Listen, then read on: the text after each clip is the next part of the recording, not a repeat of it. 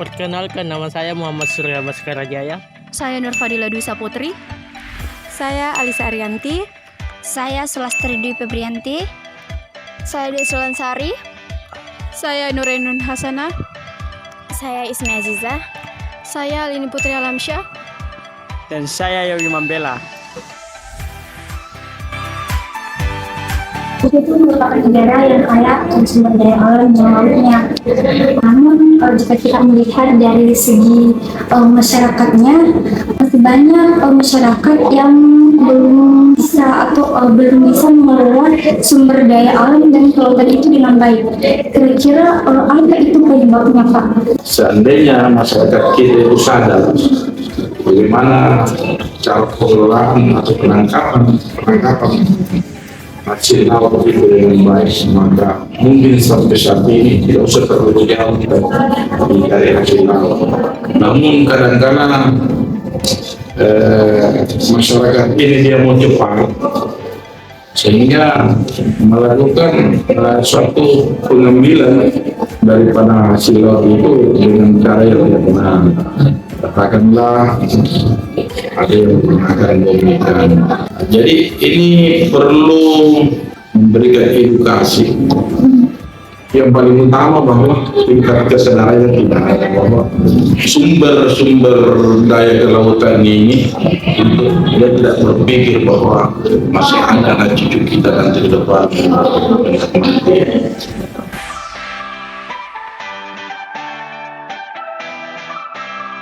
Assalamualaikum warahmatullahi wabarakatuh.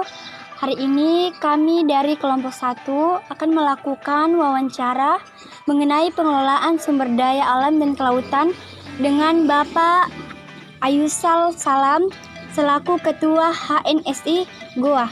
Mungkin Bapak bisa jelaskan mengenai isi dari Permen KP yang membahas tentang Undang-Undang Perikanan dan Kelautan dalam segi pemanfaatan sumber daya alam dan kelautannya.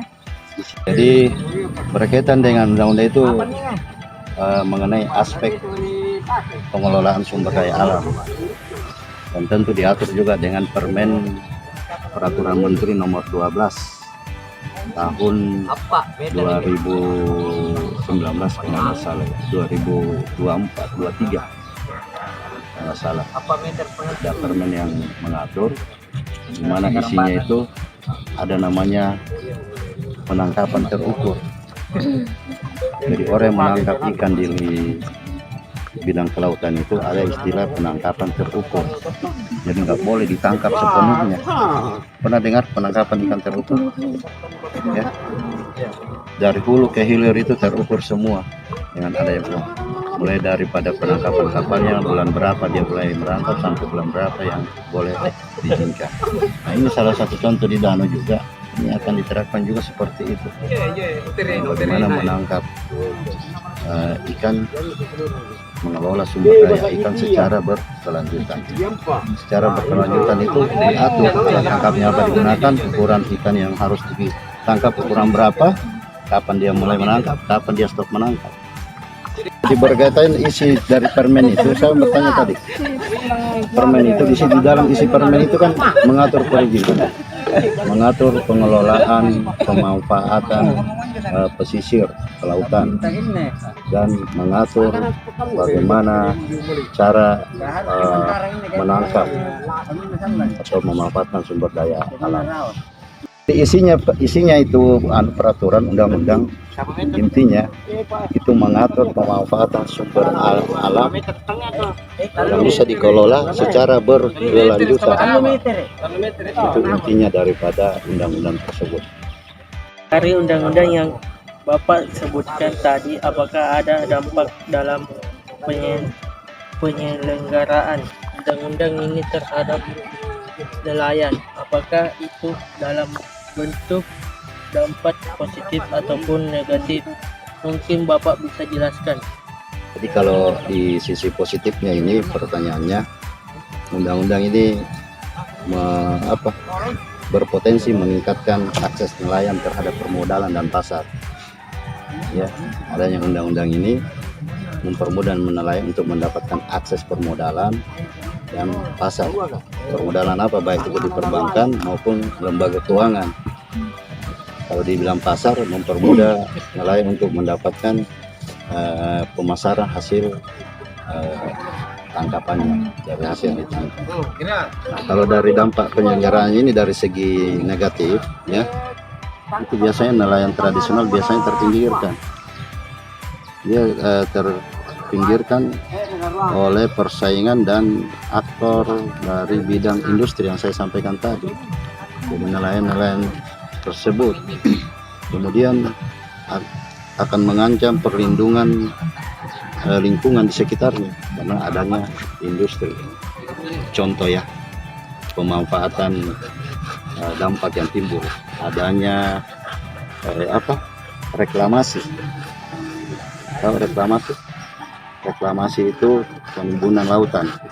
Yang tadinya nelayan nangkap di wilayah itu karena sudah ada direklamasi, otomatis wilayah penangkapannya tidak ada, ya kan? Begini Pak, bagaimana cara pemerintah menjaga kepatuhan masyarakat agar dapat mengikuti peraturan yang telah ditetapkan melalui undang-undang yang telah disebutkan tadi? Perlu diadakan sosialisasi, ya, kegiatan pelatihan, workshop atau pelatihan apa saja. Kegiatan sosialisasi ini adalah mensosialisasikan peraturan-peraturan yang baru keluar, undang-undang yang baru terbit, sehingga masyarakat paham dan tidak melakukan pelanggaran. Siapa yang melakukan sosialisasi adalah para penyuluh-penyuluh di bidangnya masing-masing. Bisakah Bapak memberikan penjelasan mengenai bentuk-bentuk ataupun cara para nelayan dalam memanfaatkan sumber daya alam dan kelautan, Pak? Saya bilang tadi, ada penangkapan, ada budidaya, ada pengolahan. Pemanfaatan sumber daya alam ini, ya yang saya katakan tadi, seperti pembuatan jaring apung. Jaring apung seperti mereka buat ini. Penangkapan ikan dengan menggunakan alat tangkap yang sesuai aturan. Di bidang pengolahan, melakukan pengolahan hasil perikanan ini. Terkait hal tersebut yang Bapak tadi sebutkan, mungkin adakah kendala atau permasalahan yang dihadapi oleh para nelayan itu dalam memanfaatkan sumber daya alam dan kelautan ini, Pak? Mungkin Bapak bisa sebutkan dan jelaskan. Salah satu kendala itu infrastruktur, sarana dan prasarana. Ya, coba lihat, ini salah satu kendala infrastrukturnya, mereka menggunakan bambu. Padahal ada teknologi budidaya keramba ikan itu namanya apa? Keramba jaring apung dari yang produksi Aquatech, dari menggunakan jaring-jaring yang sudah dirakit sedemikian rupa. Jadi kendalanya sarana dan prasarana, infrastrukturnya, aksesnya, itu kendala nelayan. Ya. Dari wawancara ini, kita dapat menyimpulkan bahwa pemanfaatan sumber daya alam dan kelautan dapat kita lakukan dengan berbagai macam cara. Di antaranya yakni dengan melakukan budidaya ikan ataupun dengan melakukan pengolahan hasil dari perikanan tersebut. Selain itu, untuk mendukung keberlanjutan sumber daya alam dan kelautan, maka perlu dukungan dari Dinas Perikanan dan Kelautan setempat agar kiranya menyediakan sarana ataupun prasarana kepada para nelayan dalam mengelola sumber daya alam tersebut secara efektif dan maksimal. Kemudian, peran penyuluh perikanan dalam memberikan edukasi melalui sosialisasi juga sangat krusial agar nantinya para nelayan memahami undang-undang dan peraturan yang telah ditetapkan untuk pengelolaan yang berkelanjutan. Nelayan! Nelayan! Satu lagi.